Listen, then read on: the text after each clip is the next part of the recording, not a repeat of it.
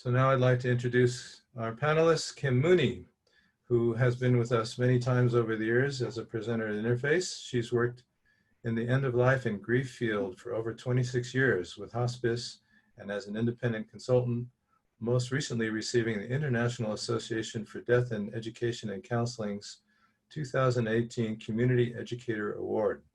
She has worked with the statewide advanced care planning initiatives, crisis intervention teams, the Colorado End of Life Options Act, and the Conversation Project.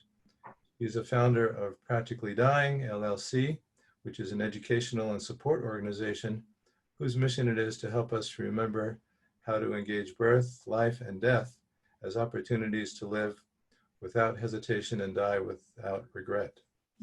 We also have with us Gio Case. He's a board-certified clinical chaplain and shamanic practitioner with 20 years of experience in home health and hospice. He's had the honor of providing spiritual care, energy work, and ritual within the Western model of hospice, in addition to private practice. Through his personal and professional experience with death, he has found deep honor and respect for each individual's unique journey home. Lastly, we have Upadhyaya Elaine Yuen, who is a Buddhist minister and associate professor of religious studies at Naropa here in Boulder. At Naropa, she teaches courses on pastoral care, spirituality, and ritual, and trained as an interface hospital chaplain at Thomas Jefferson University Hospital in Philadelphia.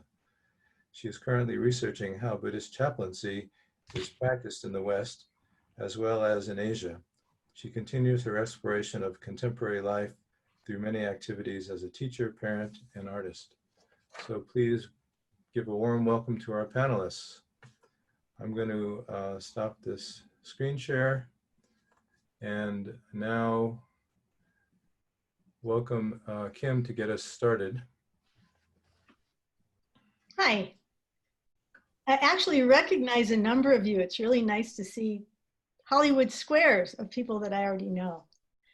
So this is a presentation that I've done a couple different times, but never done it quite like this because it's really gotten honed. At our age, there are so many people who are starting to think about dying, and yet there are more people than that who still refuse to even open up the topic. And so I thought, what would it be like if we could talk about the range of things that start with just being willing to have a conversation about it, and then what kinds of medical or conventional ways are there that we can actually have some choice around how we die? Can't stop the body from dying, but how can we conventionally help ourselves make choices around that that affect not only us, but our families, that have financial implications, that have social implications? It's, as we all know, very complicated. But we also wanted to include some practices that you can actually do now that not only change the quality of your life, but give you a chance to consider death as part of your life, which I think is our biggest goal. I think if we could do that, everyone and everything would be different. So just a couple of things to set the stage on this, because there's so much, when I'm talking about complication, we find that people are afraid of death, and it turns out that they're not. They're actually afraid of dying, which is different than death, or they're afraid of what happens after death. So when you consider any of this, you really have to stop and think, where are your greatest fears? Where are your greatest openings? You know, what is it that how is your relationship to dying, death, and after death? Because that'll help you to figure out how you determine what death is. There are lots of different kinds of death these days, brain death. And that determines how you determine, or how you define life also. So, you know, as I said, 100 years ago, we pretty much died right away from things. Before antibiotics, we didn't have much chance to contemplate death. Things just happened to us. The medical system had a lot of control over us, but mostly it was patriarchal. So they had antibiotics that they could give us. And now we're finding that there are the Patient Self-Determination Act in the 90s, more and more, we're trying to make medicine actually a co-practice so that we have professionals, but we're the ones who are making our own choices. And of course, the complication with that is that most of us don't know how to make choices at the end of life. So contemplating it now and looking into it really, you know, concretely now is the way to make sure that our lives change, so that as we approach our deaths, We have more volition than ever before. If you do have time and presence to get ready, people often say they want to say goodbye. They want to look at the meaning of their life. They want to control either no pain or what kind of pains they're having. But you can't do that on the run. So that's why I wanted to do this. So I guess the first point is we don't anticipate our own death. We anticipate others' deaths, but we don't anticipate our own. So the first way to start having any kind of control over it is to talk about it. And concretely, that really means talking about it in a way that it's going to have some bang for its buck, which means that you have to know what's going on. You have to understand the lay of the land. And that's what we're calling advanced care planning, is when people actually sit down and say, okay, I am going to die someday. What kind of care do I want then? What do I have to do to get there? And that really means knowing something about your values, how you want those to manifest in medical ways, and then making sure that the people around you can build an advocacy team to walk you through that medical funnel. The other thing is, it really helps if you know your own body. And I think at this point, one of the biggest questions for me is, we have these incredible machines we're in. What is wrong with us that we don't know when we're dying? A lot of people intuit it, but some of us don't know we're dying until an outside professional tells us. So that's also part of what I think is important, is that if we're going to have volition around how we die, we have to have a conversation with ourselves. We have to be able to intuit what's happening with our body. And in some cases, you know that internal dialogue can actually change health. But the biggest piece here is that we're all afraid of the unknown, so we don't approach it. And so, and that's, the fear of the unknown is bigger than anything. So you have to stop being theoretical with your death. Look at what you can do right now, which is to begin to make plans around it. And then we're going to move into some of the things that you actually, the plans that you can make. But I also want to say that there are people who aren't afraid of death at all. And some of them are people who have been sick for a very long time, and they just don't want to be in these bodies anymore. And that's very difficult to understand unless you're in that place, because our bodies want to be alive until our bodies want to let go. So that's why we have to be in tune with what they're doing. But there are people who are ready to die because they're just tired of it. There are people who are ready to die because the shape of their life has gotten so feeble, like talking to people who are 95 who say, there's no one left that I love. I've outlived them all. And it's often very easy for those people to die, and sometimes they're irritated that they're still here. In other cultures where they believe you can be cursed and die from it.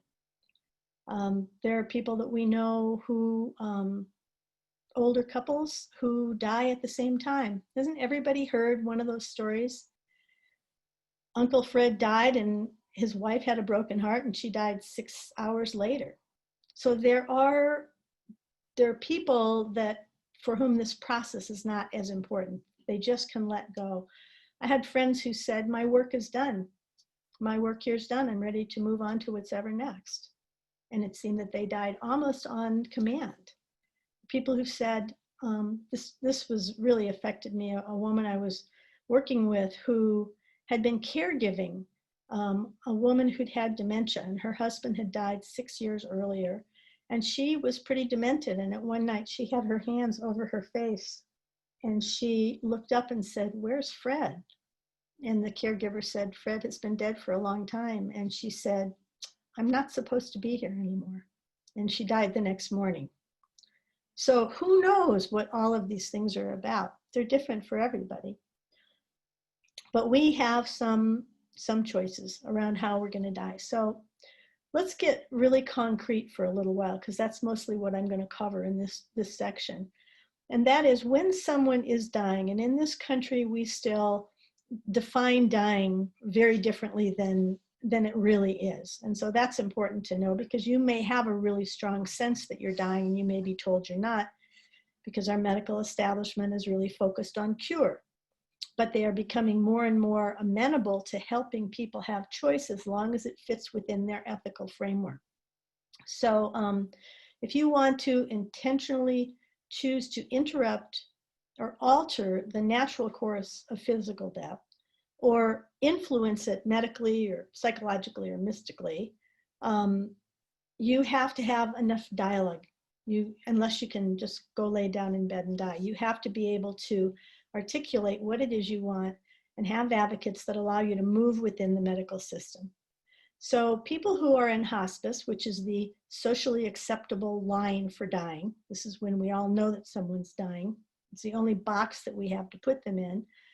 When they're dying, they can make a choice to simply let their body die. Hospice will manage pain management, they'll manage symptoms, discomfort, they'll help with the family. And so that's one process of just saying, this is how I want to die. But within hospice, there are sometimes people who say, I want to speed this up. I don't want to be in the process of dying. And there are practices, and Elaine may speak to them, where people really want to be present to that experience. And that's when Hospice 101 works really well. You are in a dying body, and as your body starts to die, the symptoms are managed so that you can either be as conscious as you want or as out of pain as you want. But for people who say, I want to go faster, probably one of the most common methods is what we call VSED, voluntary stopping eating and drinking. And that is literally the process of helping your body die. When someone starts to die naturally and your organs shut down, your body doesn't need the nutrition anymore. It doesn't want those things anymore. Your digestion is changing. And so as a body dies naturally and your organs shut down and those desires go away, all of your systems stop operating, and your blood doesn't flow. And it's the way that we shut down. Your body naturally creates endorphins. There's a pain relief to it. You can do the same thing by voluntarily stopping eating and drinking. Now, what I'll say really quickly is that doesn't mean that there's no discomfort. And that's why hospice is really important, to manage symptoms, to have medical professionals around you. But it is a natural course of the body. So when you force food and fluid into a body that's dying, it's very uncomfortable. And it can be really painful. So this is used a lot in hospice. When someone brings it up, of course, what they're going to do is they're going to scan right away. Is there anything else we can do? Are you in existential distress, physical pain? How else can we help you to avoid this? Because they still, I think in general, hospice wants people to go through the natural dying experience.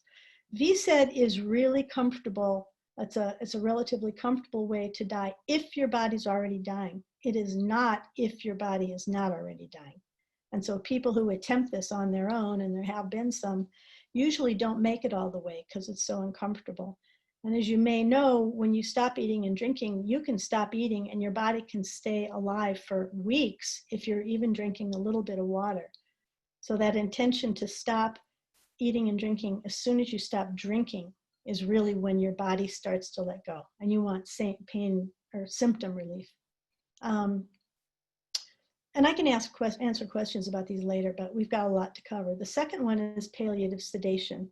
And what this is really saying is, I want my body to die at the rate that it's going to die. I'm not trying to hurry it up, but I don't want to be present to it. So we sedate people in hospice to the point of unconsciousness. It's not slowing their breath down enough that they die. Sometimes that might be an unintentional consequence. It's called the double effect. But just sedate them to the point where they're not aware of what's happening and their body goes through its natural death trajectory. These are two things that you can tell people you want to do, ask for it, and the hospice will take deep consideration before they move in that direction. But these are both legitimate and important ways that you can say, I'm done, I don't want to be here, or it's time to move on. The other thing I think is really important is to stop and think about the difference. We've talked about medical aid in dying a lot in the last couple of years, that a person who is, again, terminally ill, according to social standards, can say, I want to be able to take my life. And as long as you have decisional capacity and you're the right age, I don't remember everything right now. It's a resident of Colorado and you can physically do it yourself. That's the biggest piece. Then there is a process by which it's legal. you can say, my life is over, my life is done. Now, in some other countries, you can actually say, you know what? My life is done, my work is done. And they will consider that. Not that they will automatically do it. Over here, you have to be physically terminally ill.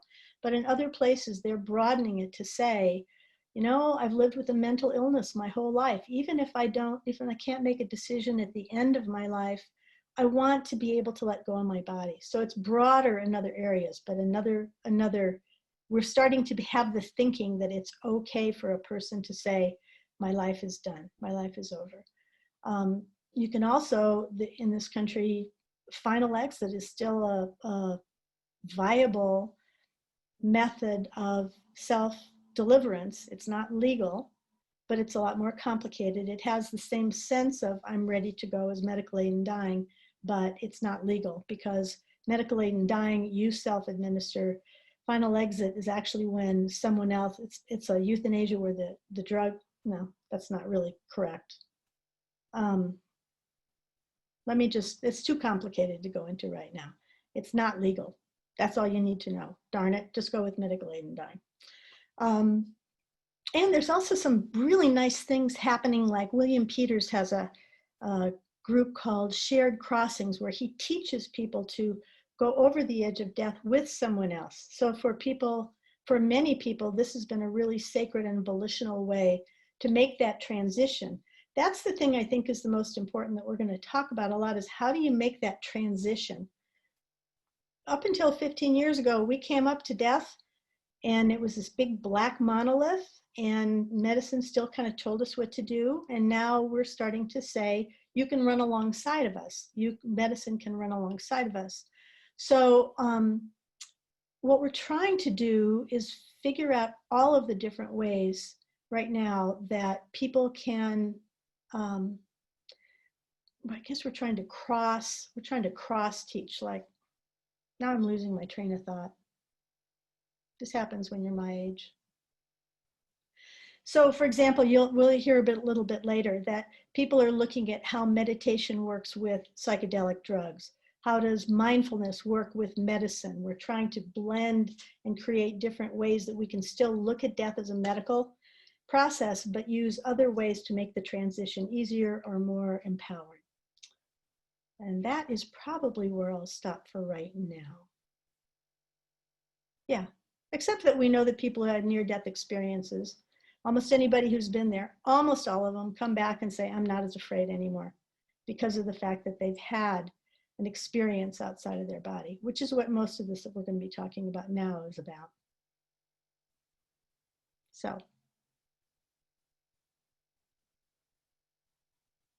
Barry, you want to pass this over to Gio?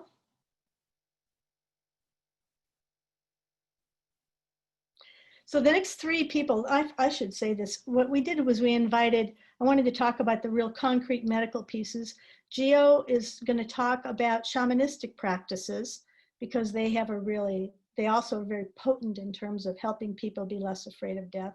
Elaine is going to talk about some of the Tibetan Buddhist practices, and then we're going to talk about psychedelic medicines too, because these are three different ways that we can ahead of time help people have experiences that help them fear death less. All right. Thank you, Kim.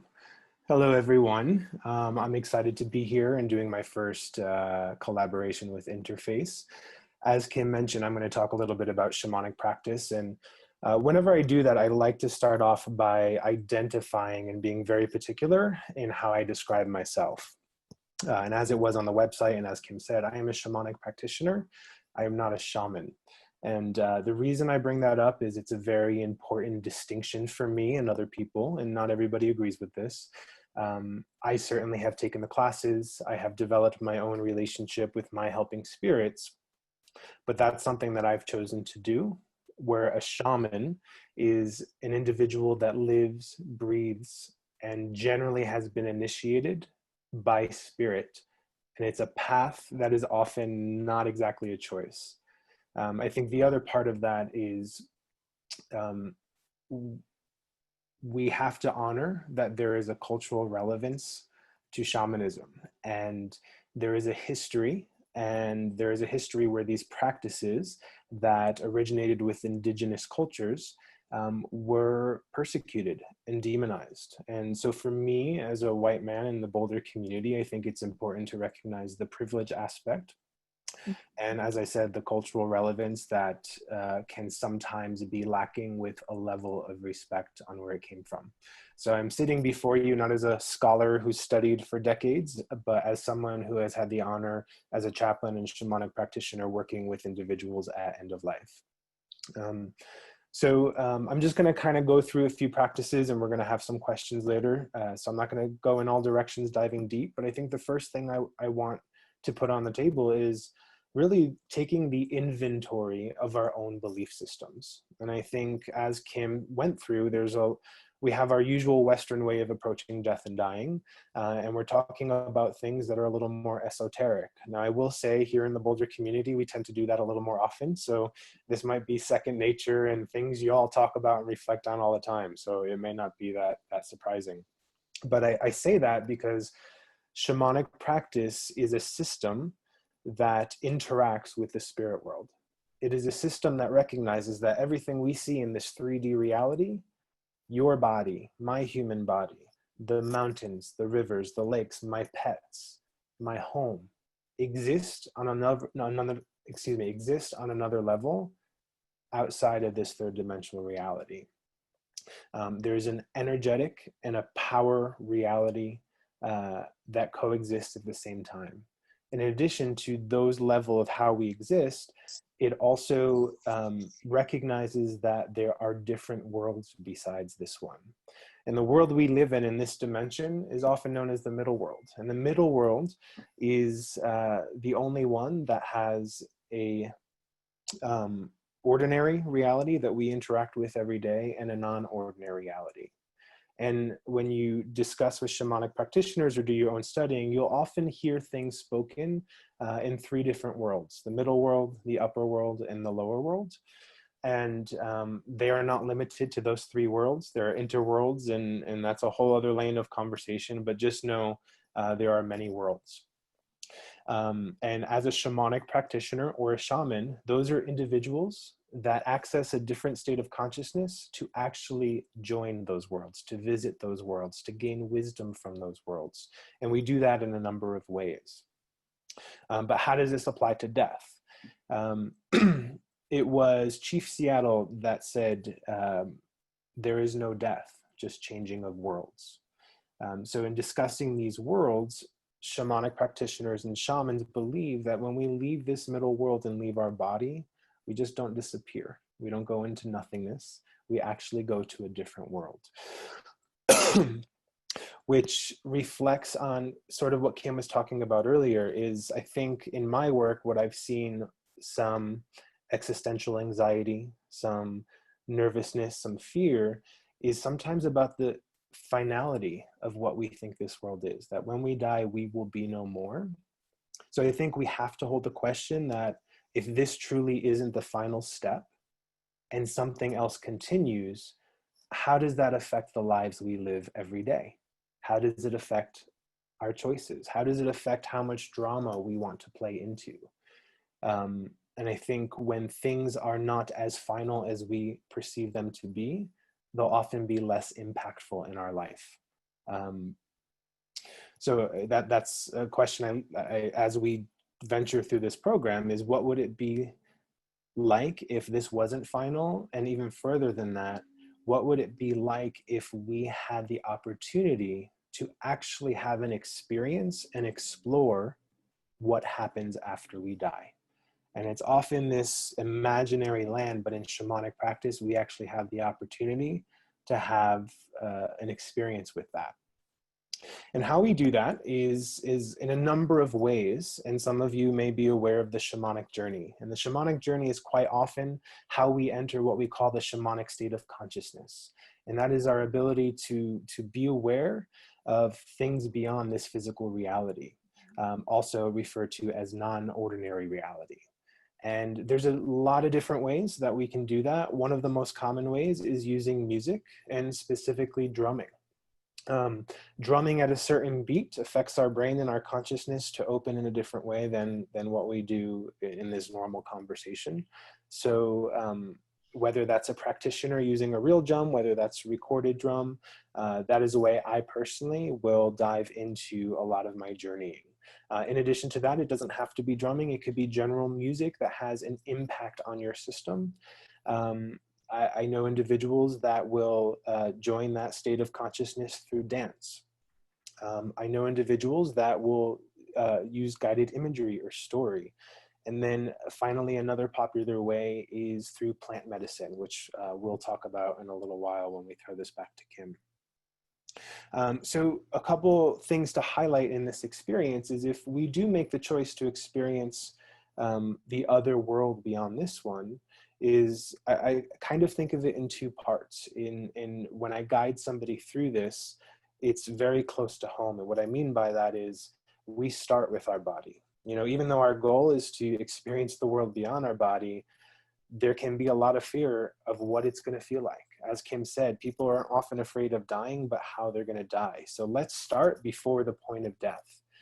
And we are going to enter this different level of consciousness, just accessing and experiencing what it's like to start letting go. What is it like to know and experience that our soul is starting to come out of our body?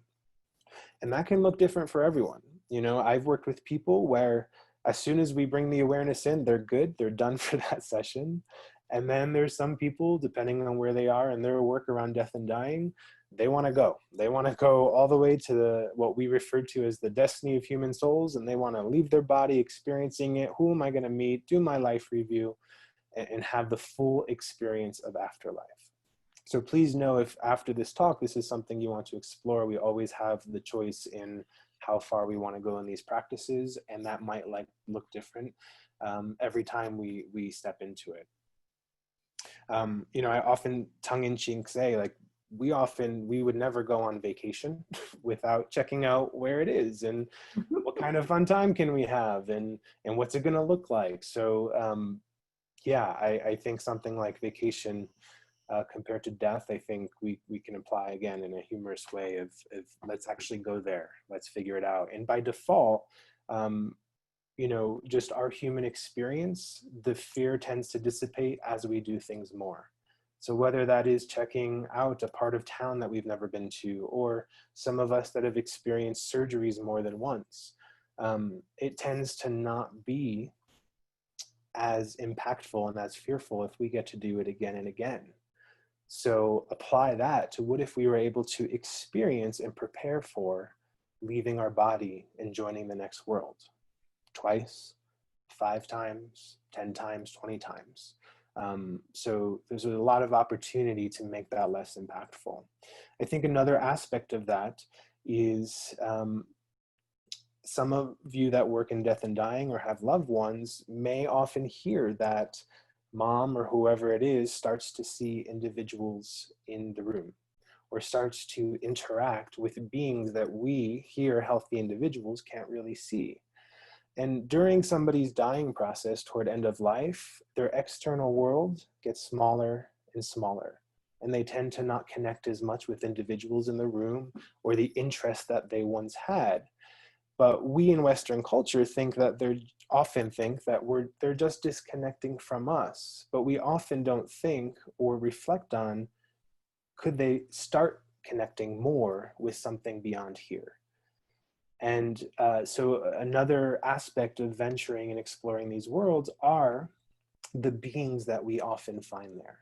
Because at end of life, it can seem like a very isolating, scary, alone time. But the reality is, quite often, and I will never say every time, but we are met with beings that are there on the other side. And when I say beings, that can look different from everyone. I've worked with people that have experienced their loved ones, their ancestors, those that they're aware of and those that they're not aware of, angelic beings, ascended masters, nature spirits. So that often will provide a sense of comfort, knowing that whatever is happening next and where we're venturing to is not something that we have to take on alone, because sometimes in somebody's dying experience, they will hold on. because they don't want to leave the individuals of their family and their loved ones that they've had for so long. Another aspect of this journeying practice, and Kim spoke to palliative sedation earlier, is that is done with medications. And we each will have a choice when it comes to end of life. If we do have that experience of transitioning into death, is we have a choice of how present we want to be. And not only will that choice be different for everyone with our death, that choice may be different every day, depending on what's going on in our body and how we're feeling. So the shamanic journeying that I mentioned as well is also a tool for somebody who does not want to be present to the experience that they're having of the physical body. And we may not go all the way to the point of end of life and afterlife, but the beautiful part of these worlds that we get to experience is we get to go wherever we want to go. So that's been a good tool as well in helping in an individual managing the pain that they're feeling. I think another aspect is, or an important aspect of what shamanic practice can do is, because we're recognizing the ongoing nature of these realities, is shamanic practice is applicable not only before life, but after life. And there's a term called psychopomp work. And that's when a practitioner would actually check in and work with a soul after they left their body. And as much as we can prepare for this transition into the afterlife, there are situations where a soul may not continue that journey. And that can be for various reasons. That can be due to aspects of fear. That can be due to some sort of attachment that they have in this life. That can also be a conscious choice. You know, I've interacted with souls on the other side that knew that they were dead, but they still wanted to hang around and be there for their family, and they still wanted to witness that. And then quite often, there are souls that don't know they died. And sometimes that's due to a traumatic death. And sometimes it's just due to their experience before they died. So a shamanic practitioner has the ability to work with those souls if they want, which I will qualify it with that, because a shamanic practice is not here to coax. It's not here to force. Just like here in the real life, individuals on the other side have a choice, have a personality, and it's our job to still honor that and be of assistance if they want. And if they don't want, that's okay. I think what I've found so psychopomp work is often requested by the individuals that are left behind, but I've actually done some work and at least minimally had conversation with those that are going to transition, educating about that. And the benefit of that is I've worked with some people who are a little more spiritually sound, have done their studying, and are a little worried that they may not make that transition completely. So it's actually been a peace of mind and benefit knowing that there are practices out there that can still check in on them, that can still care for them and still work with them to ultimately get them to where they want to be. Let's see, what else? Yeah, I think ultimately the important thing to remember, and as Kim said, these are practices and these are explorations that we get to do now. We don't have to be on our deathbed. And the more time, the more reflection, and the more small incremental steps we get to make this, I think it can have profound impact on how ready we get and fear around that. And you can do that by seeking out classes to yourself. You can do that by seeking out practitioners to do this along with you. And I think the important thing to remember is, shamanic practice is a very autonomous practice. It's not a religion. It's not a spiritual practice. It's not faith-based is what I mean. So you can take classes and you can learn, you can read books, take workshops, but what it's going to come back to is your own willingness to go there and your own decision to develop that relationship with spirit. And I think that's it for me, Kim. All right, thank you. So I think we're going to go to Elaine next. There she is. Hi. Okay, can you hear me? Can you hear me okay? Because I'm on my phone now. Yes, yeah. Okay, so I'm really honored to be here, and I looked through and I did see a few familiar faces, so hi, if I know you or not. And what I'd like to do for this little short period of time is talk about Buddhism and also talk about Buddhism's relationship to death. So the first thing I always think about is that when the Buddha became curious about the nature of life, he left his comfortable life with his father, the king. This is the story of his spiritual path. And he first saw an old person, a sick person, and a dead person. And he had been shielded by these realities by his father. But these encounters actually became motivation for him to actually leave his comfortable life and seek a spiritual path. So I always feel this motivation to actually investigate old age, sickness, and death is kind of baked in to the Buddhist tradition. And as a practitioner, we have a slogan in terms of death that it's a reminder to practice that says death is real and it comes without warning.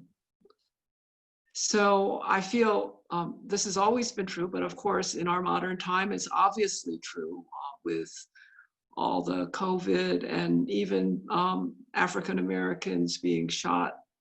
Like to honor, this is Juneteenth as well. And so with this recognition that death might come at any time, the Buddhist path of ethical behavior, as well as mind training, is often viewed as a preparation for that moment of death, which we might also see as I'm a Tibetan Buddhist, a Shambhala Buddhist, and we have these little deaths all the time. So for instance, we just had a big death of conventional, for me, air travel. We have these kind of deaths or gaps in our experience, and we call that gap a bardo. Whether you want to relate to it or not, we do have these disruptions, gaps in our experience all the time. And I think we're experiencing a big one right now with this pandemic. So the question then becomes, how do we deal with this death or this gap in our experience? And of course, I'm sure many of you are familiar with many of the mindfulness and awareness practices that are very prevalent in our medical settings as well as just in society in general. And I'm sure it connects with what Gio was just talking about as well, some of the shamanic practices, because there are Buddhist practices that use that imagination, but I'm not going to talk so much about that today.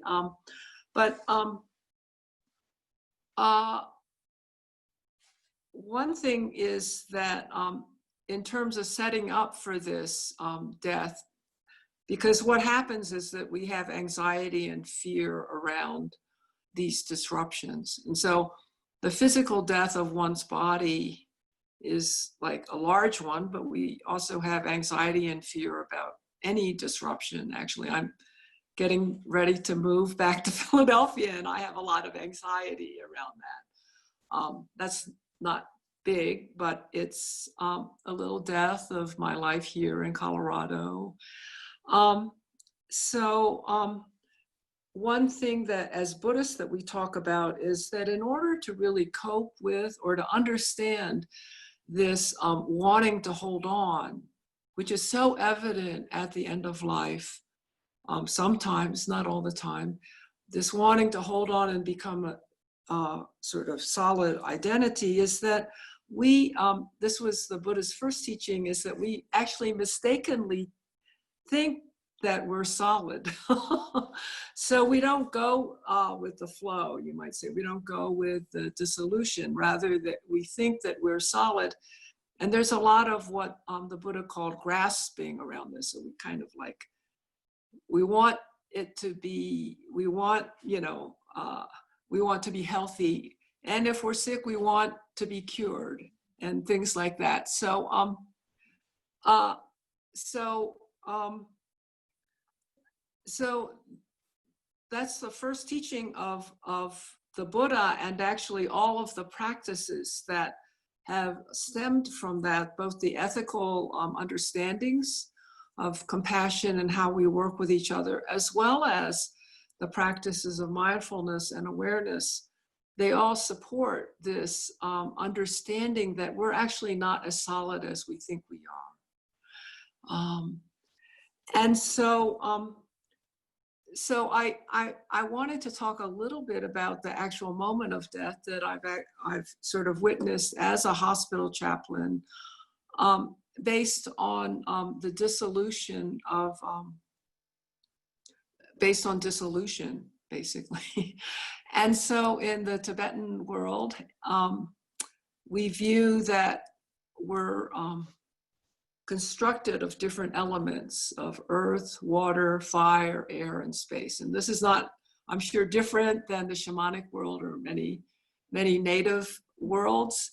But when it's said that when we start the process of old age even, and I consider myself in that category, we start to, our relationship with the earth element starts to dissolve. So I worked with some senior centers in Philadelphia, and you work with people whose eyesight is going, who's losing hearing. All those things are actually a dissolution of the earth element, very small, very tiny. But that is, the earth element is about how we are oriented through our sense perceptions in the world. So when you become very ill, when you're in the ICU, when you become more compromised health-wise, you lose a lot of that orientation. And that is said to be the earth element dissolving. So this element of how solid and firmly we feel, that starts to dissolve. And maybe gradually at first, it starts in old age, I think. And then when sickness will take more, you see it with people who had COVID, they got sicker, respirator, death. So that's the first element that starts to dissolve, and that dissolves actually, it said, into the water element. So the water element I view as certainly our bodily fluids start to become disrupted. So fluid doesn't flow as easily, and also communication is part of that flow. So communication flow starts to be disrupted, and you can see this in the hospital as well, that people, or in hospice, that people start becoming disoriented in terms of that flow, both physiologically as well as communication-wise. Then it said that water dissolves into fire. So the fire element is actually that kind of the heat element of our body. And it said that when the fire element starts to dissolve, that's when your extremities and limbs start to become cold. So that the fire of your body that's keeping you alive, basically, this is a sort of description of a Tibetan physiology. And then finally, the fire dissolves into air, which is the breath, literally the breath. So when people are very close to death, they're obviously still breathing, but maybe those other orientations of time and space, heat, are diminished, are dissolving. And finally, it said that air dissolves into space. So that is said to be the moment of death. And that's the moment where of ultimate letting go of how these elements that we construct ourselves to be a self have completely dissolved. And I feel this is, described actually in the Tibetan Book of the Dead, and seems a little theoretical maybe, but I feel they're actually very tangible. And as a chaplain, I've observed this process. It sometimes is very subtle, and I think that gets into how our meditation practices, our mindfulness and awareness practices can help us tune into this subtlety that happens at that time of gradual dissolution. And of course, the Tibetan Book of the Dead describes what happens after breath dissolves into space, which I'm not going to go into a lot because it's a little complicated, but there is a belief in Buddhism of reincarnation. And so when Gio was talking about the afterlife, I was reminded that we believe in reincarnation. And I remember once I was giving a little in-service to the medical students in Philadelphia, and I just talked about, meditation and compassion. And first thing they wanted to know was, what about reincarnation? Because they see people that die all the time. So, or not all the time, but they encounter it as medical students. So I feel that similar to what Gio was talking about, that there is something beyond this life, but at the same time, we don't always know what that is. And in the Buddha's teachings that, we're driven by sort of our impulses, which we might call our karma, and also the conditions under which we might be living and dying. So just coming back to the mindfulness and awareness practices, I think really all the practices are about learning how to let go. And we might train in our meditation practices of letting go of our thoughts initially. Those of you that are meditators or have experimented with mindfulness, there's the training of like, let go of your thought and come back to the breath. So first we're familiarized with just letting go of our kind of expectations, our hopes, our fears.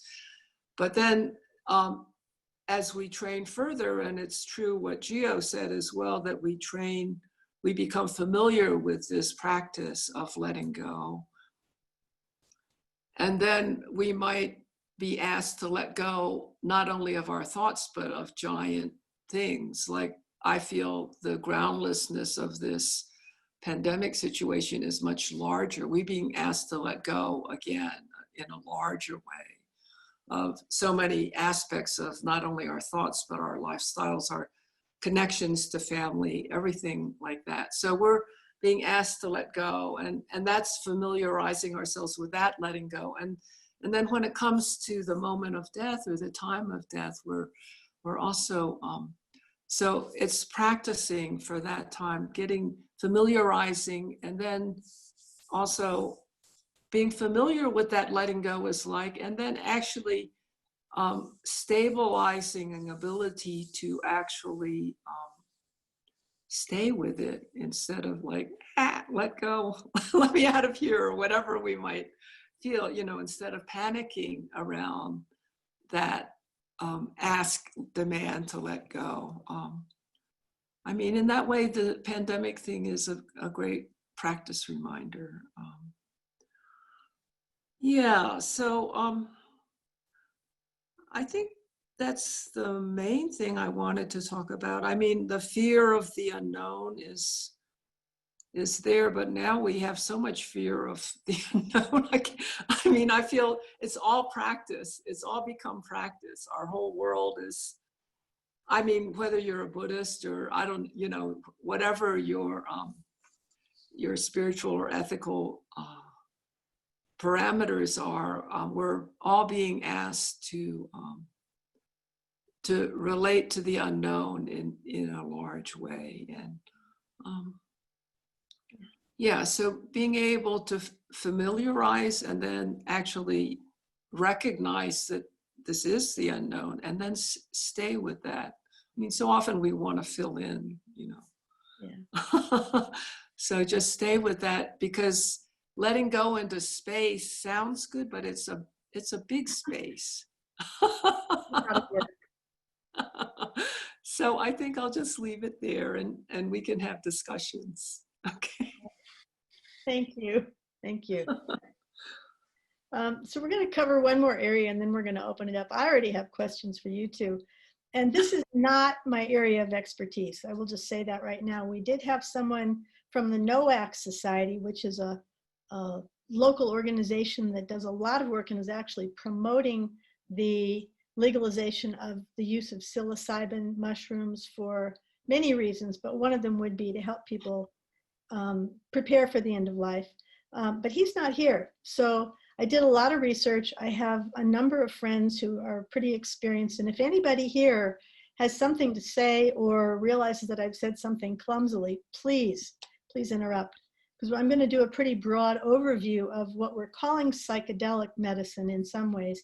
As Gio said, it's really plant spirit medicine for a lot of people around the world. And now the medical profession, I love this, is fitting this in by calling it existential medicine. I love it. So when I thought, okay, I'm going to do this piece, we wanted to talk about end of life. How do we use it at end of life? And I realized, yeah, I did acid when I was young. Did it stay with me? Well, the remembrance of an expanded consciousness definitely stayed with me and changed me. But I don't have it in my body anymore. And I think the reason is that there is a real difference using all of these medicines. There's a real difference between using them recreationally and using them intentionally for spiritual growth, for awareness, for connection to the larger universe. And when they are used like that, they are done in ceremony. And that changes a lot depending on the medicine and where it's done and how it's done. But there's a difference between that intentionality. So just to give you a brief history in this country, LSD mushrooms weren't really illegal until the end of the 60s, early 70s. At least there was a period of time when they weren't.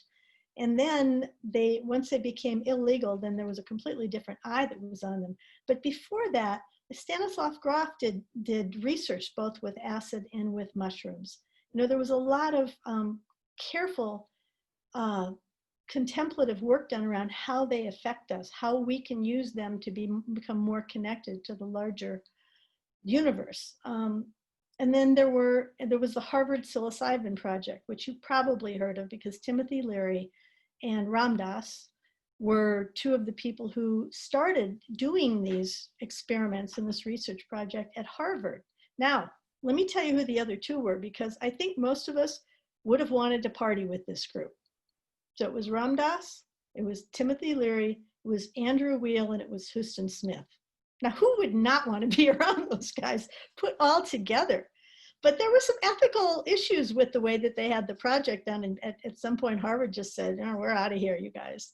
But so that was being done. And then in the late 60s, when things began to become illegal, we saw that a lot of people had been using them recreationally. And people who'd taken them on as practices had learned a lot. But really, it makes a big difference. The drugs are all different. It makes a big difference how they're approached. This is what we're finding now. So Johns Hopkins has just opened a Center for Psychedelic and Consciousness Research. This is a big deal. 2019, they have $17 million. And they are working with several different kinds of drugs, but what they're focusing on mostly is psilocybin. How can psilocybin help people with a broad range of things? Anxiety, depression, what they're calling anxiety around life-threatening illnesses, because they're not really ready to say life-limiting death. They're not using that word. So what I say, depression, existential pains, also reduced physical pain sometimes. So they're taking it back on. It's fabulous. The people that I've heard interviewed around it are great. And so they're bringing it back into the public consciousness under the auspices of medicine, which is great, because that's where we expect these things to go. But they are also saying, hey, this is not all medicine. This is why they're calling it existential medicine. And the other thing, they're studying psilocybin and meditation together. And that's what you've heard before, and that's what I was trying to say, is they're blending these. They're starting to say, you know, spirituality and science really are coming back together here. And when they do, and I'll talk a little bit about this later in terms of spirit medicine, but they are using the same format, the same protocol, the same ceremony to achieve these ends, to learn these things as they do in the jungle. And that is that they are screening people. Is this the right person in the right time? Are there dangers here? Does someone have mental illnesses that we may not be able to address, that we can't hold a container for? Okay, what is your intention in doing this? So all the subjects in these studies, what is your intention for doing this? What outcomes are you looking for? And then they create a space that is, this particularly their psilocybin research, they create a really nice space, nice senses, smells, bring things that mean something to you to hold. And they set up like a 6-hour trip, and they put headphones and eye coverings on the person so that they're not distracted. And I think they said that they usually do this twice or 3 times. And people who are dealing with life-threatening illnesses have experienced huge changes in their anxiety levels and, you know, perceptions of how things that have gone on in their life have affected them. They have said, I have some of these things written down because I couldn't remember it. They have responded by saying, here's how these illnesses changed my life. And this is what I'm seeing about my relationships. How do I want to spend my time? Insights into their life. Almost all of them have expressed reduced death anxiety that continued, that it never diminished after they took the trip. My death does not end my personal experience, my existence, and death is never an ending but part of the process. So they came out of these things in a supervised experiment with what they have called mystical changes. In fact, I just have to say this because it's sort of cute, one of the tools that they used to determine whether or not people were affected had parameters like oceanic boundlessness, depersonalization. Have you experienced something that has allowed you to see that you are part of the whole? But this language is really involved. Anxious ego dissolution, visionary restructuralization. Can you change the meaning of the perceptions of things that you see? They are calling them, and I love this, MEQ30 is the code for mystical experiences. So it's really, they're seeing things kind of join and blend. What they have said categorically is that this is not, psilocybin is not hazardous to your physical health, and it reliably, quote, reliably catalyzes mystical experiences leading to lasting quality of life changes. So now, I mean, this is a really big entree. It's sanctioned, it's studied. I think we're going to see a lot more places around the country. I know there are 2 or 3 organizations in, well, actually in 6 or 7 states that are really pushing for legalization in a way that therapists, that people can use this, not recreationally, but use it for therapeutic purposes. So that's what's going on with psilocybin right now. I guess what I would say about all of these substances is that they affect us in different ways. They are activated by different parts of the brain. They shut down different parts of the brain. But the overall piece we need to know for today, which we all should know anyway, is that there is no one drug that everybody relates to the same way.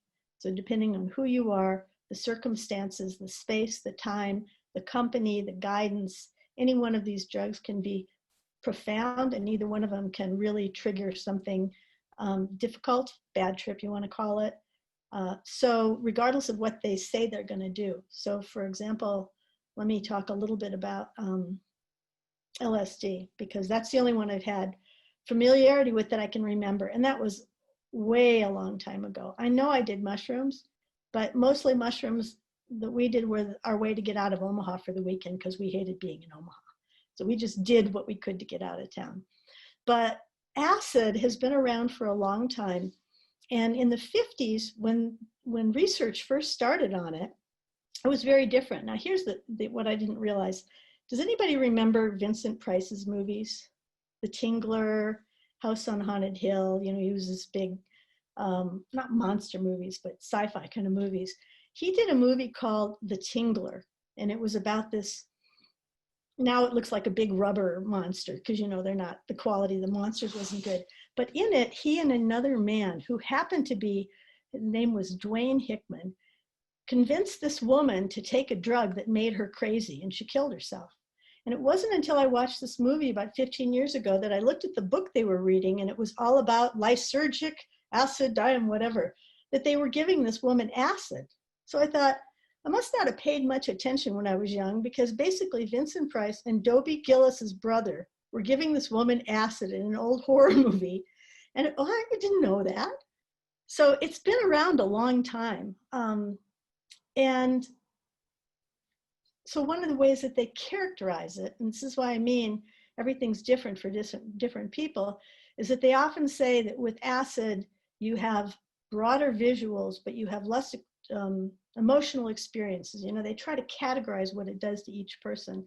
It's not a drug that is often taken for someone who is looking at dying on drugs. However, Aldous Huxley, who wrote Brave New World and The Doors of Perception, which is where the Doors got their name, wrote a lot about mysticism and mescaline. He did a lot of drugs. And when he died, his wife actually gave him a shot of LSD. And he said, I want to do it this way. She said, fine, not a problem. He knew what that was. He knew he had enough experience with these drugs that he knew that he was going to go out really stoned. His doctor came in the room and she said, I'm giving my husband acid or LSD. And he said, no, you can't do that. And she said, this is how he wants to die. And the doctor, I love this, said, well, at this point, what's the difference? It's like, it's the opposite. It was a typical response at that time. But and he died very peacefully, and she guided him, much as we're talking about, Elaine's talking about, this the guidance along the way, and Gio's talking about supporting people. She basically sat as a trip master and said, you're doing this beautifully, and you can feel your breath changing. And so people have been using this. It just has not been something, I don't think a lot of people do acid to die ceremonially. However, the drug that is, besides psilocybin, the one that is associated most with the dying experience is ayahuasca. And I just found this out, that actually the name ayahuasca means vine of death. And it's a drug that is, it's vines, and it's either two different vines or vines and leaves. You can do it here in this country, but as Gio was saying, I think it's really important that you are working with is someone who really understands this. This is not a drug to do recreationally in the jungles. And I'm going to tell you, the woman that I talked to spent 6 months in one of the, actually working with shamans in the jungles. So she's very, very protective and very clear about what it takes to get the benefits from this this medicine. And so what she said was to know that the spirit of the medicine has its own agenda with you. This is not something that you decide what you're going to do with it. It is a medication, not a medication. It is a very bitter substance that causes a lot of people to throw up and defecate. And in the middle of that process, really what you're learning is that you have to let go of control, that you have no control over your body. So many of the processes, many of the teachings and the gifts from this medicine, if it's done correctly, are about experiencing what death is like on many different levels, which is what Elaine was talking about. It is supposedly, for many people who go to study it, it is the one thing that they say is the closest that they've ever experienced to death. When it's done correctly, it's prepared by a shaman who is looking at you again saying, okay, dose really, what does this person need? What are they able to take physically? What is it that they want to do with this? They prepare a very specific dosage. And then the guidance through the whole time, the whole trip, is that shaman is watching all the time, not only to hold the space, but to be able to say, I see what's happening. What do we need to do to help you? What do we need to do to allow the spirit to do what it's going to do? So how do we create this process for you? So without any verbal guidance, you are completely contained while you're dying. That's basically kind of what she was talking about now. If you look at the way they describe this drug, because they're now starting to use it for things like taking vets out and helping them overcome the PTSD that they had dealt with. They're saying that ayahuasca has the potential to heal traumas, that it actually parallels the effect of some body-based trauma healing, like somatic experiencing. So this, rather than even being looked at as just a transformational drug, actually has some implications for medical treatments. The two things that I read last night both said, we don't want to say that this could cure cancer, but what we're recognizing is that the brain scans that we are doing are similar to meditative states. We can regenerate new neurons, and it's possible that we can change cell structure. We don't want to say that for sure. So this is a medicine that will come into Western medicine from outside, hopefully, again, respectfully, and maybe be able to give Western medicine another connection to I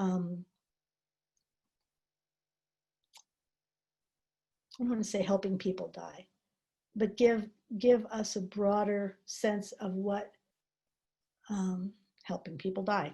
That's kind of what I'm trying to say. Yeah. So, Kim, let's open it up to the three of you for 10 minutes or so, and then if people are generating comments or questions, to type them into the chat area, and then we'll call on people as we can for the time remaining.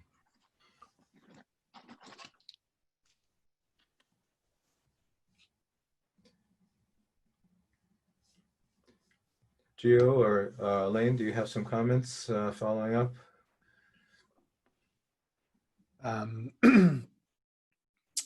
Actually, just reflecting on what you talked about with ayahuasca and being an experiencer of it down in Peru over a series of 10 days. It is definitely, one, you were talking about more so the psychotherapeutic work and also death, and that differentiation or the difficulty in differentiating is actually, for me, indicative of the experience itself, because it's all just together. There was really no differentiation of this lifetime, another lifetime, spirit, physical. But I also thank you for identifying the need for the respect and reverence for it, because there are, for all of the new medicines that you've mentioned, they're in a sense, in some communities, turning into a fad, and sometimes seen as an automatic button to increase consciousness, to do the work, when in reality, you do not do ayahuasca or some of these other medicines for the enjoyment of it. It is not a recreation. You do it for the evolutionary properties of it. And as you said, you are not the driver of the bus. You are the passenger, and you go where Mother Ayahuasca brings you. And there is a huge purging aspect, like you said, and it brings you into a place of truly understanding what it means to surrender to something greater than yourself. mm-hmm. Yeah. Wow. Yeah.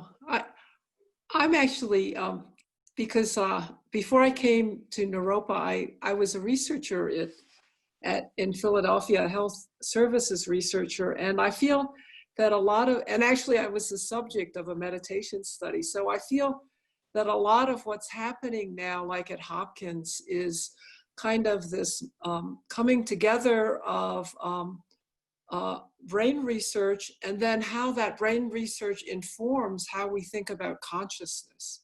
Mm-hmm. Because I feel that this conversation has been around consciousness, specifically in terms of death, but in general as well. And so I feel, and like I trained as a chaplain as well in Philadelphia, and it's sort of like, well, how good are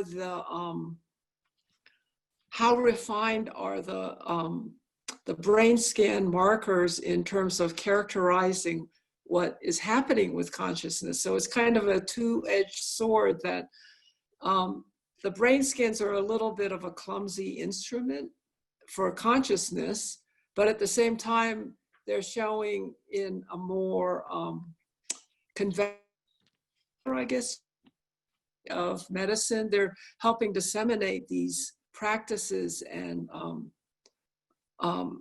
you know, things like that into a larger sphere and giving them more validity. So it's kind of a two-edged sword that way. And I always felt that,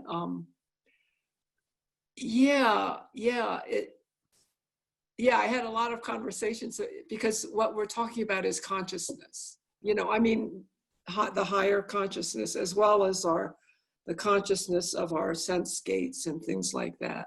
How can they be changed? And then how does that inform this connection we might have, whatever we might call it, to a more universal or higher, I don't know if higher works for you, but a larger consciousness. And I think our Western approach of clinical trials is kind of walking around the edge of that, and so it's helping, and also, you know, it's just kind of inferential in a way. It's not quite, I don't know if we'll ever get there, but I think it's a fascinating area.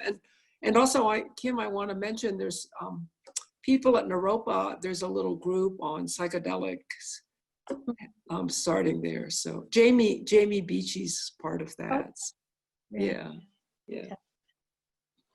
I would like to join in the as the first questioner here and make a comment. Elaine, in early Buddhism, Theravadan Buddhism, or you guys would call it Hinayana, from the Vajrayana's point of view. But in the early tradition of Buddhist teachings, one of the requirements or the training for a monk is to sit in a burial ground and observe and be mindful of the decomposition of the different stages of the body and death. Yes. And and your comments remind me of how we're trying to, after all of these, we've all had ancestors who's died, and we know we're going to die. It's the common element. And yet we're still trying to find every which way to explore what the process is like, through drugs or through brain scans, or just sitting and clearing our mind and just observing the process of decomposition of the body. Yeah. This has been, for millennium, we're still wanting to understand and have make more meaning for ourselves while we're alive, perhaps in preparation, but also to understand what this life is in regards to the transition to whatever happens, where we came from, where we're going. So I wonder if you have a comment about that. Yeah, actually, as you were talking, I was reminded of, you know, a lot of the mindfulness practices are based on, it's called the Satipatthana Sutra, which has been loosely translated as the 4 foundations of mindfulness, although there's a lot of discussion around that in the Buddhist world. But the mindfulness of body is a very close examination, which I think that's what you're referring to, because that came that's a sutra, so it came in the, you know, very early Buddhism, a very close examination of all the parts of the body and the phlegm and the, you know, and the blood and everything like that. So it's pus and the bloating, and it's very descriptive in the early text of how the body poses, and to reflect on that in a mindful way is really interesting to read. Yeah, and the other thing I always thought about, because in Tibetan Buddhism they have, you know, this practice of meditating in what are called charnel grounds, which is in Tibet, that's where they put bodies out because to die, you know, just for the vultures to eat. But I feel when I was doing my chaplaincy, I actually felt that the hospital was our modern charnel ground. That's where people were dying, actually. Yeah, and to be with that close, I mean, it's more sanitized and you know, very stainless steel kind of thing. But and linoleum. But yeah, that to me is like, for us in the United States, at least, a charnel ground. Mhm. So that was very inspiring to me in my chaplaincy practice. It strikes me that everything we're talking about is willing to take one more deep breath and move toward death, whether you're someone who's never talked about it before, or whether you're somebody who's sitting with the dying person. But wherever you are, it's that one more breath, one more, Yeah. and move that space between.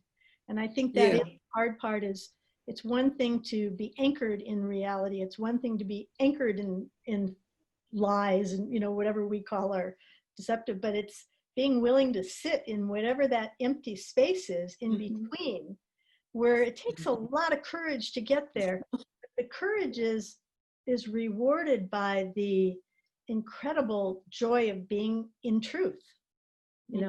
People get to the point where they're willing to sit with that truth.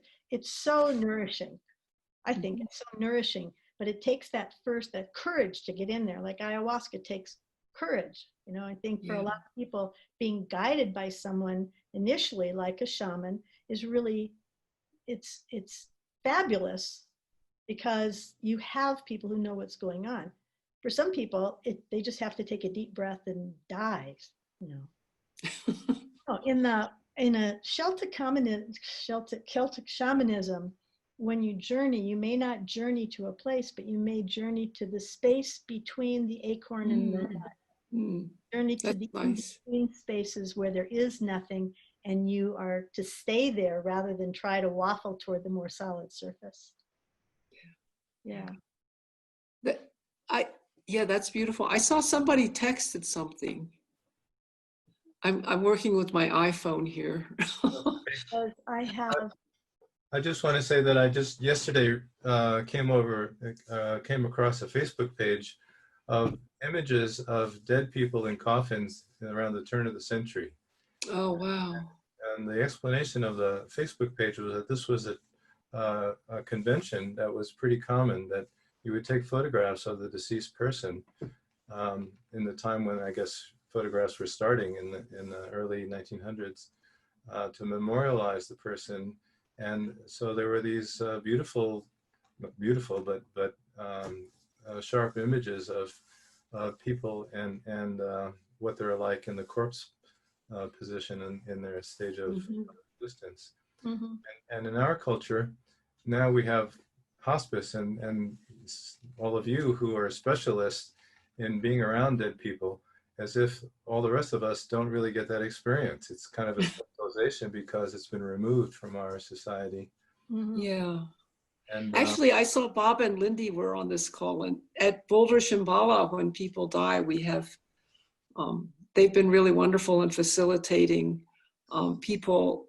Often we meditate with them in the shrine room for, a day, 2 days, 3 days. Yeah. So just to show you that there's always a little way out, in those beautiful pictures, Barry, that they used to take of dead people, they would take them of babies that were also dead, but sometimes when their eyes were shut, they would paint eyeballs on the front of the eyes. Just that last little, can we just pretend this isn't happening? Can we just pretend a little bit? It's pretty freaky.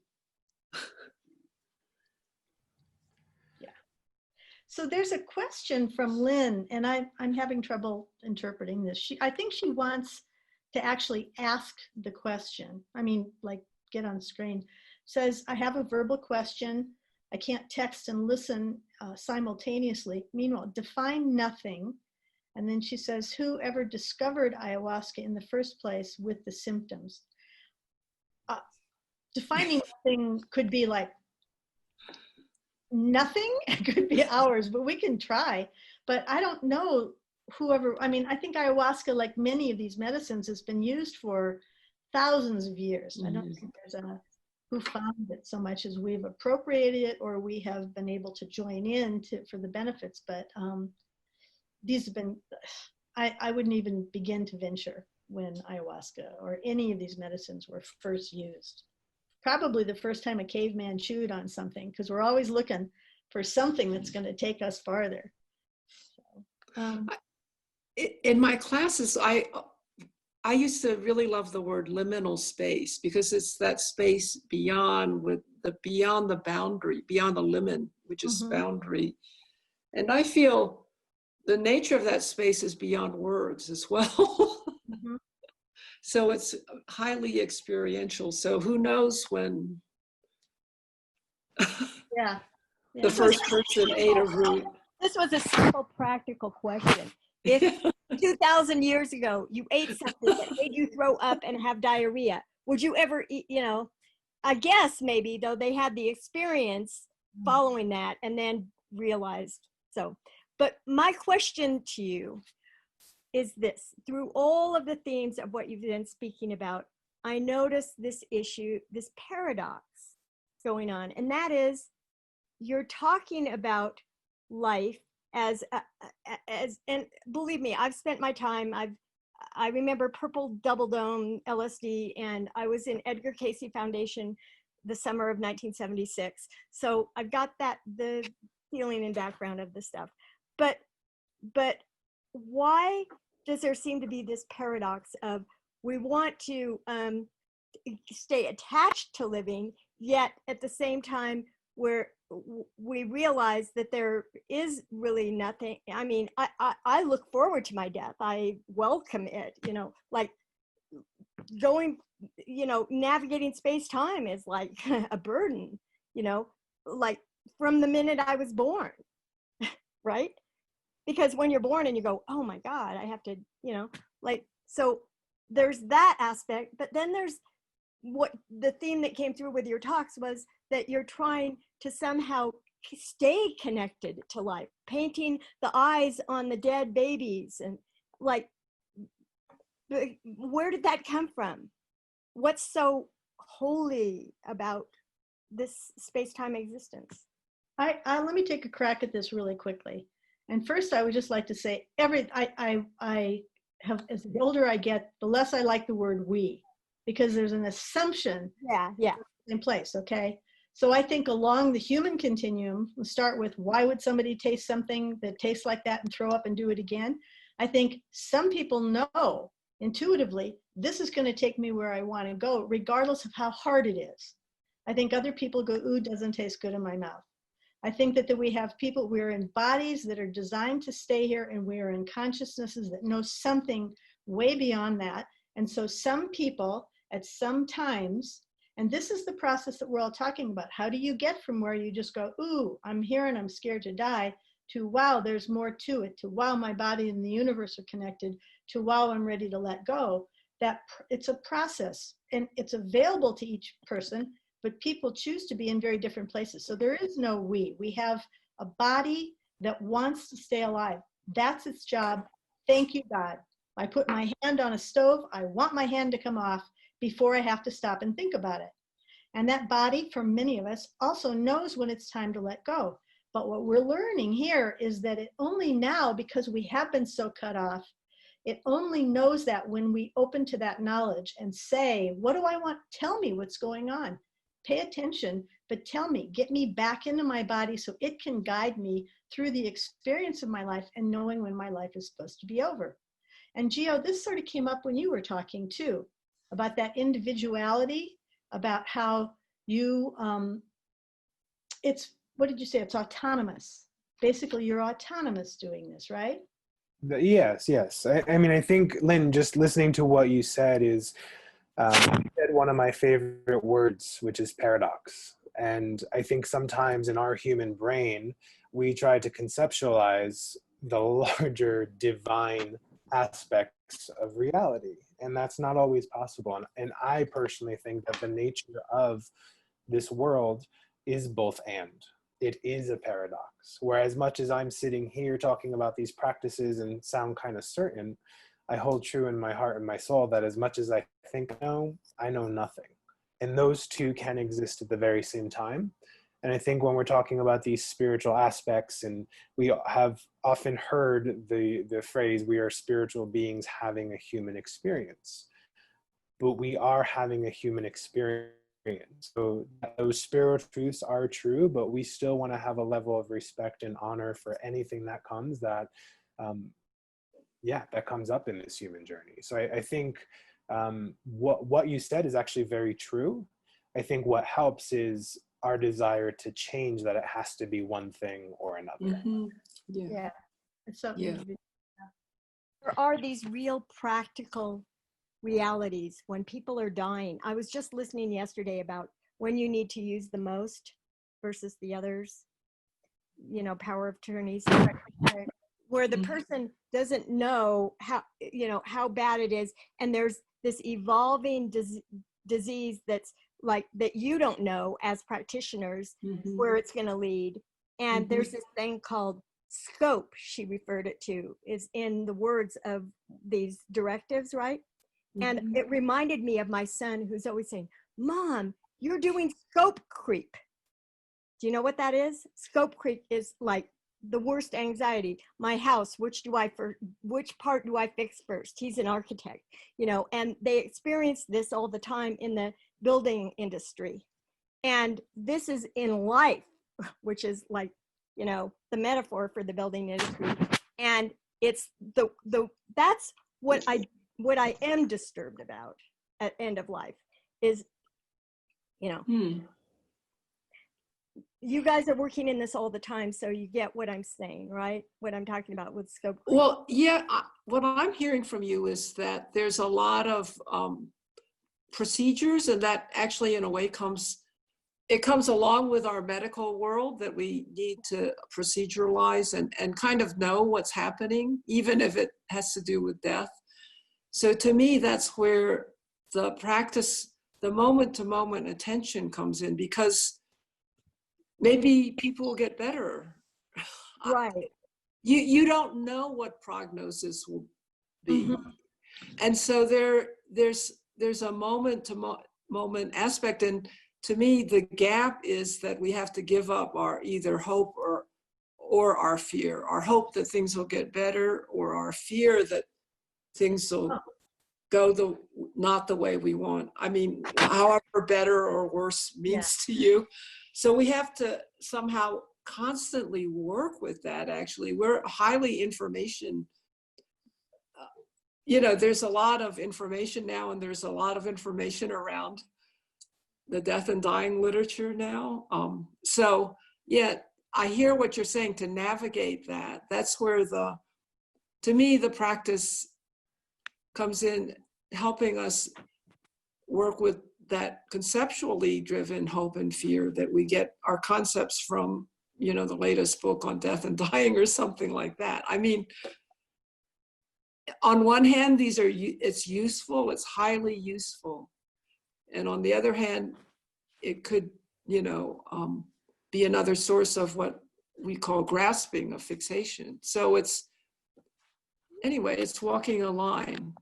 To me, it's a practice. Yeah. Right after and one of the things that that came up when we were talking about the ayahuasca again is that for all of us who've been so socially or whatever culturally disconnected from our dying process, we need oftentimes a container of people and intelligence around us, either to help us go through the process or to hold a space so that as our natural intelligences come up, we have a container that's going to hold it. And one of the things is, it okay if I call on somebody? Because one of the things that's now happening is that, and Nicole, don't get weird because I'm going to call on you. We're dealing with, we have death doulas. And so people come to their death and they're careening around, and they get into hospice, or they get around, they're in a culture all of a sudden that's not so afraid, you know, but they've been medical consumers their whole lives. And so you get hospice around you, and okay, now we're more in the field, and we don't have to understand this. We don't have to get stuck. We don't have to do it all. And so now what we're doing, coming more from that spiritual or mystical point of view, is we have people who are acting as midwives or death doulas. And they are doing exactly what we're talking about here. They don't have to, they're supporting people in a way that all of that fear that comes up is already being, like, I'm just going to go back to the medical scope of treatment. You've got all those mechanics that are being put in place by people for you at the end of life. And then you have this container that gets created that just allows whatever's going to come up, that is totally about the most important thing you can do for somebody who's dying, and that is conscious witnessing. I'm absolutely convinced of that. And the rest of this starts to fall into place when you are surrounded by intelligence, lack of fear, and conscious witnessing. And if Nicole is still on the call, I'm trying to find you. I'm here. Hi. Would you just very briefly speak to what it is? Because I think this is a piece people need to know happens.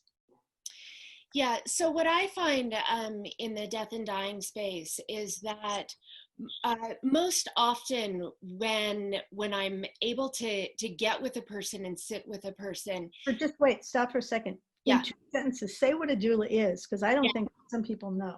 Yeah. So a death doula is a person who is either called in by the dying person or their family to give support, either social support, social emotional support, spiritual support, sometimes physical support, but it's really important to be clear that we don't offer medical care. I work in conjunction with hospice, and rely heavily on that medical care that hospice gives. Mm-hmm. Okay. And now. And so as my role as a death doula, there's not one specific role that I play. But what I will say is how important it is, like Kim was just saying, to bear witness to someone's experience, to come in and not try to fix, change, judge, any of those kinds of things that in this culture we tend to want to run in and do, to be a doer. And so to hold that space with great care, with great heart space, is so very important, because there are so many emotions, so many life experiences that come to the forefront that want to be expressed and shared. But oftentimes people don't have the courage to share those things, to bring those things. A lot of times what I hear is, I'm really not that important. So giving the platform and the space for people to share their lives, share their fears, inquiry. People have lots of questions once they feel safe to ask those questions. And again, I don't have all the answers, but what I can do is explore what might be coming up for people and why those things are coming up for that person. And to enter into the discomforts that fear, death, pain, just to name a few, bring to someone's life. Mm-hmm. Yeah. So I see that as holding the space for all of the deaths that Elaine was talking about. As someone starts to let go of their identities and their body, that quiet space that gets held allows them to do a lot of that work that they would do in many of these other modalities simply by being witnessed. And one other thing I have to say, death doulas, it's a weird field because it's brand new. And so there's a lot of incredibility. There's a lot of really important credibility around it. But when they are skilled, as Nicole is, it reminds me of stewardesses, not stewardesses, on airplanes. They look like all they do is pass out drinks, but man, they are so prepared for what is not being done until there's an emergency. They are very prepared. And so a lot of what I think she's talking about is there's deep skill and a lot of courage and some really strong muscles underneath what witnessing looks like, what it takes. So thank you for doing that work, by the way. Thank you. There's another hand raised by Sharona. Yeah, sure. Let me get back to you here. I went back to the, oh, there you are. Hi, everybody. Can you hear me? Am I unmuted? You're okay. Yeah. Okay, great. Thank you. So I just wanted to make a couple of comments. And first of all, thank you for the conversation. I've got a lot of comments that I could make, but I wanted specifically to respond to the question of why would people do ayahuasca with all, if you know that you're going to have diarrhea and you're going to be vomiting and all that. And I really wanted to make a separation from that and the idea of purging, and that it is not that you are sick and therefore you need to. It's not that the medicine is bad and so you need to vomit and all that.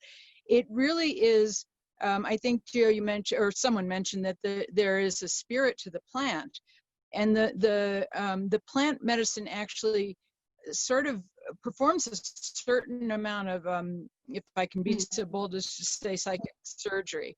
So we know that there are blocks of things that energetically get caught in our body, and this medicine actually has the capacity to move that stuff out in a very, very physical way. And you know, after, and sometimes it's so benign. You know, it's not even that you feel like, oh my God, I'm going to be sick, I'm going to be sick. Sometimes it's just like, okay, let it go now, boom, and it's done.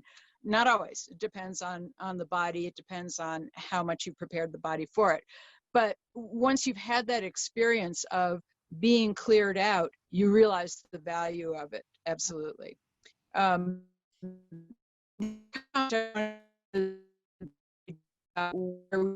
Attached to living, dying, that, and in my experiences, this process, it is exactly that. It is a process. There's not a wall between you're alive and then you're dead.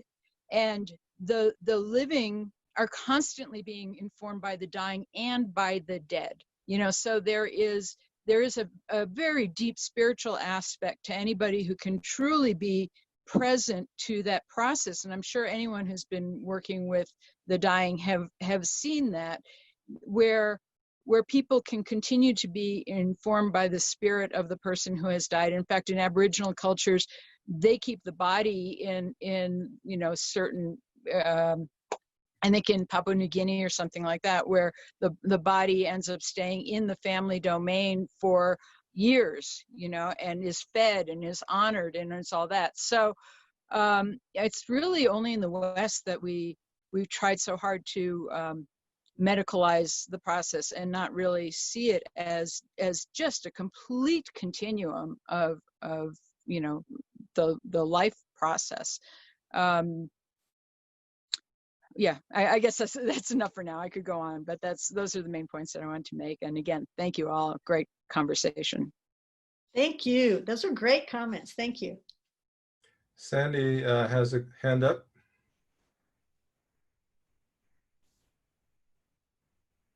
Sandy, are you there? Yeah. Thank you for this great conversation. I echo that. I really appreciate everything all of you have shared. I wanted to share a resource I bumped into several months ago that many of you might really enjoy. It's a workshop that was videotaped in 1991 by a guy named Terence McKenna. Terence McKenna tripped with Timothy Leary and Ram Dass, and he was in that first group, and he's a brilliant anthropologist who talks about the evolutionary place of psilocybin in society in the grasslands of Africa, and how it brought about a bonding and an impulse towards connection, and that opposite polarity from wanting to be separate, driven, hunter-gatherer to communal connection, relational. And it's free. You can watch it on Amazon Prime.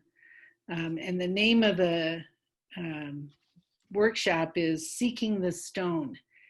Fasten your seatbelt, because the man speaks a mile a minute. His mind is so brilliant and so fast. You just have to try to keep up. But I think he speaks to a lot of what you were saying, Kim, about how we can use psilocybin as a way to prepare ourselves for a more expanded experience. Mm-hmm. Thank you for this whole presentation. Thank you. Yeah.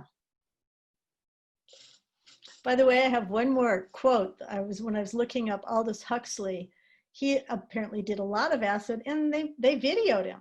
So they've got little clips on YouTube of Aldous Huxley doing acid and Aldous Huxley as he's dying and his wife talking afterward. And at one point, it's them recorded, and she kept giving him doses, and she said, "Where are you?" And he said, "I'm in some strange kind of place, like a halfway house, one myself and something else." He said, "It doesn't solve the problem of being completely oneself and completely something else at the same time, which is the whole secret of life, of course."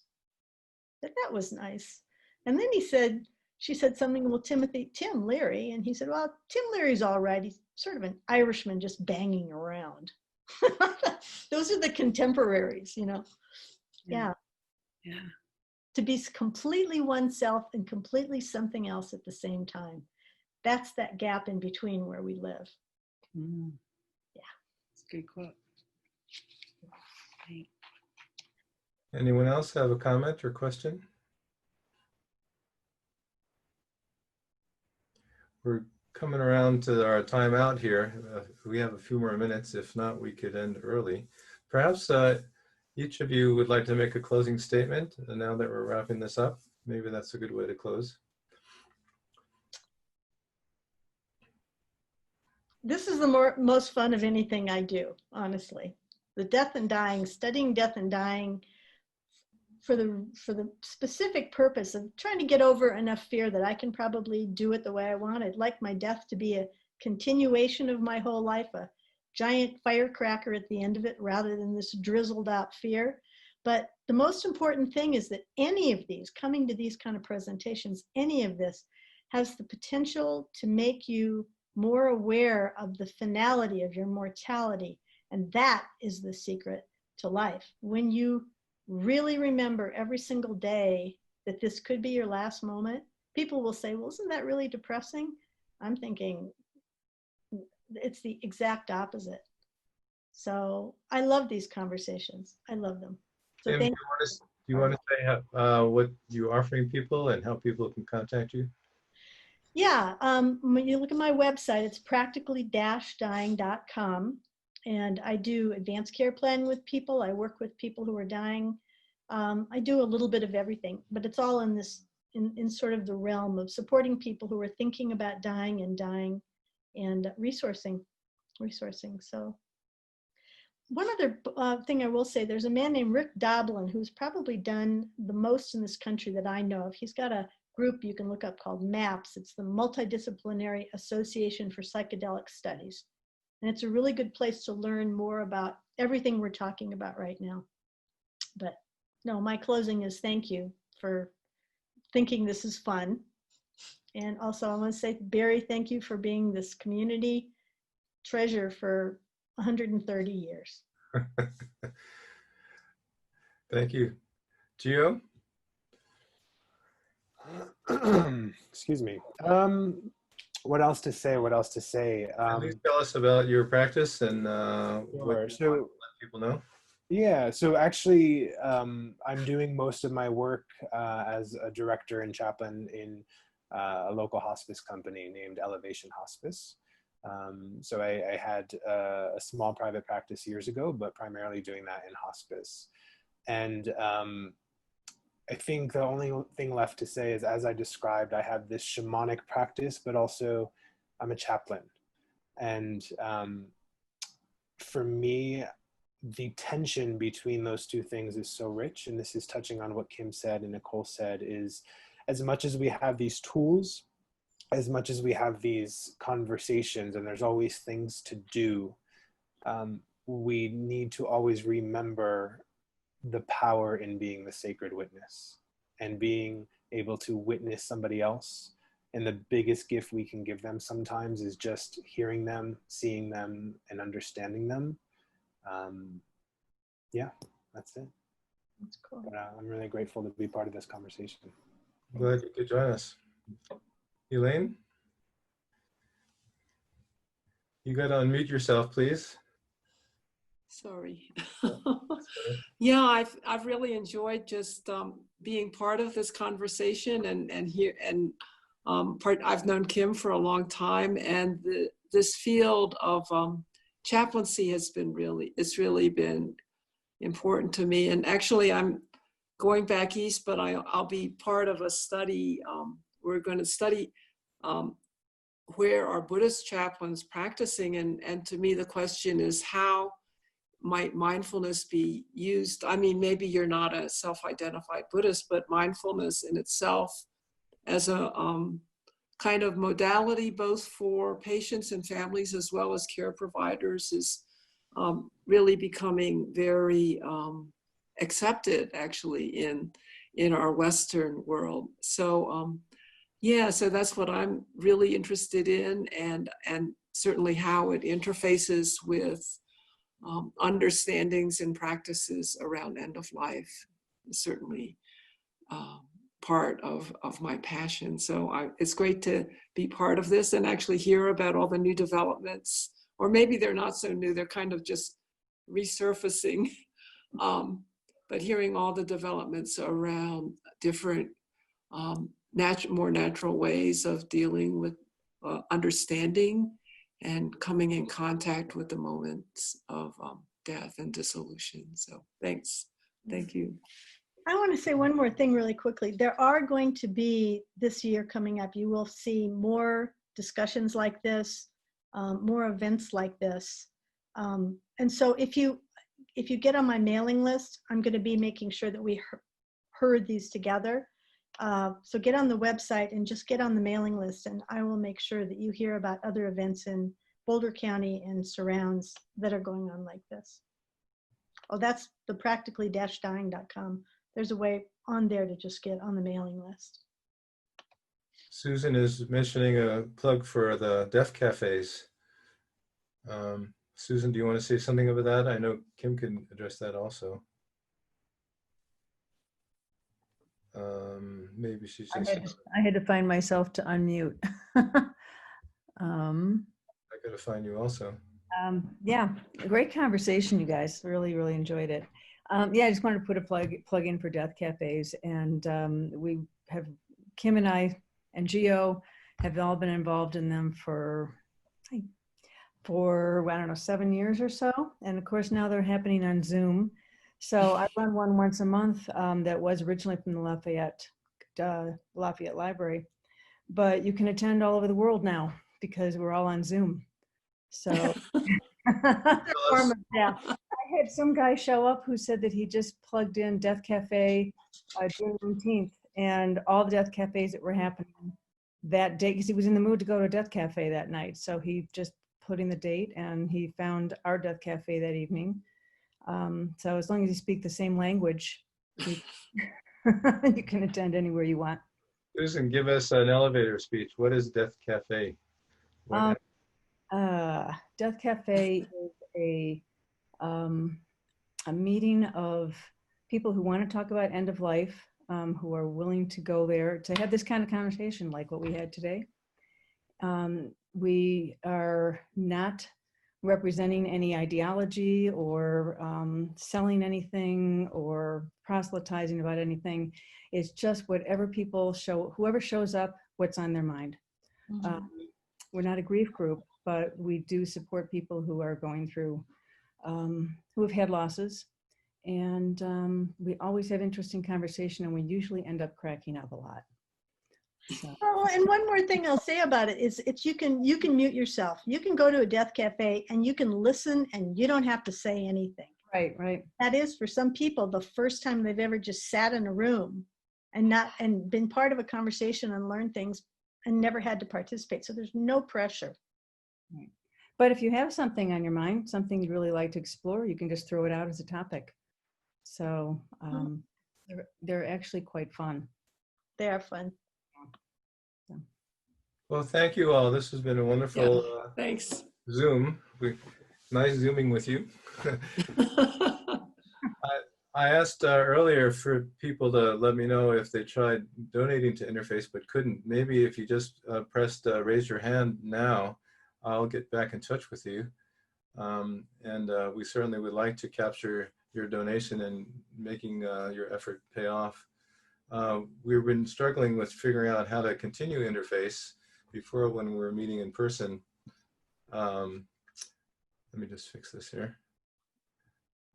I don't know how to make me stand out. All right. So when we were meeting in person, we were helping collect $10 at the door to help pay for room rental and our expenses. But now that we're Zooming, we have Zoom expenses, and we still have the webpage going, and we still have a webmaster to pay to help us keep the webpage fixed. So every little bit helps. So if you contact me or try again, I noticed yesterday the PayPal wasn't working, then it was working, so I'm not sure yet how to address the problem. But I want to just appreciate everybody for being here today. At one point we had 41 participants, which would have filled the room that we were renting. So this is just great to have everybody joining us. So with that, let's call this a big success and hope to see you all next month for Robin's presentation, if you can make it, continuing on this theme of grief, and look forward to seeing you all again. So Thank you, Thank you, everyone. Thanks. Thank you, guys.